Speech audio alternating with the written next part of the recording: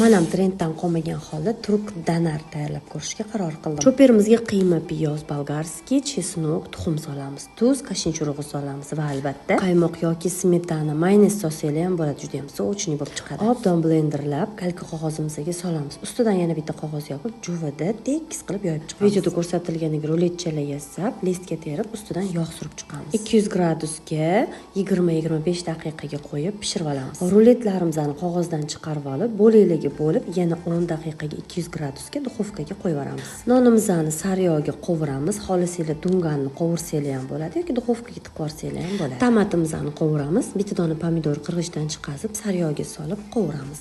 Tomat pasta, tuz hamda lavr barglari solamiz. Endi navbat podachaga. Qatiq yoki suzma, xrustyashi non va albatta danar go'shtlarimizni chiroyli qilib solib chiqamiz. Ustidan tomat solamiz, ketidan qizdirilgan sariyog'imizni quyib yuboramiz.